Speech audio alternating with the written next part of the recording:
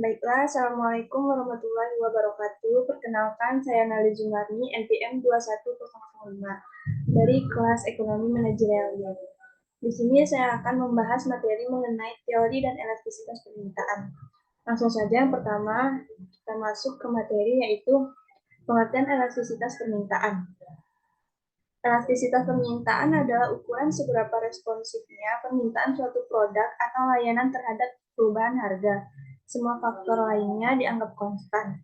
Nah, dalam pengertian yang lebih formal, elastisitas permintaan tersendiri adalah persentase perubahan dalam kuantitas permintaan yang dihasilkan oleh satu persentase perubahan dalam harga produk atau layanan tertentu.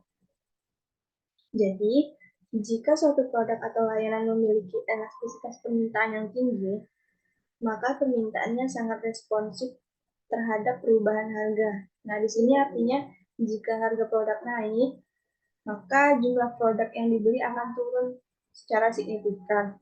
Sebaliknya juga, jika harga produk turun, permintaannya akan meningkat.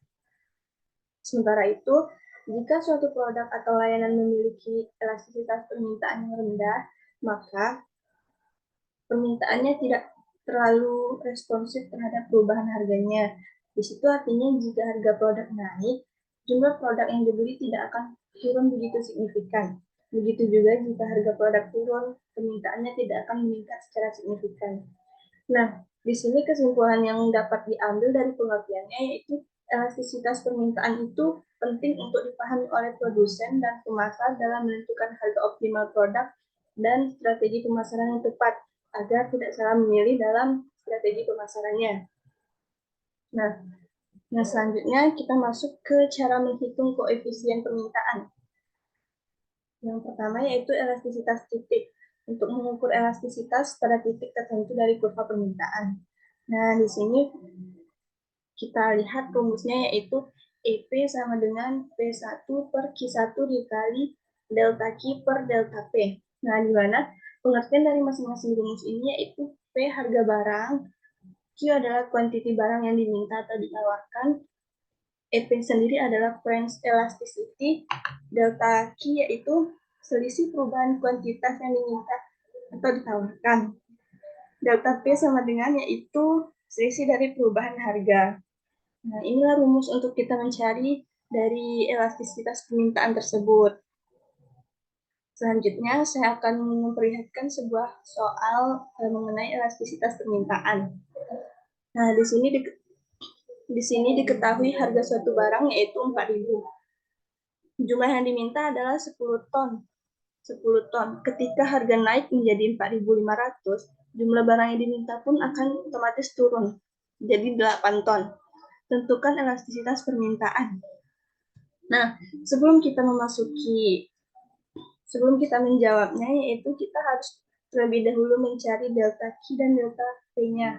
Untuk mencari delta Q ini, rumusnya adalah Q2 dikurang Q1. Sedangkan delta P yaitu P2 dikurang P1.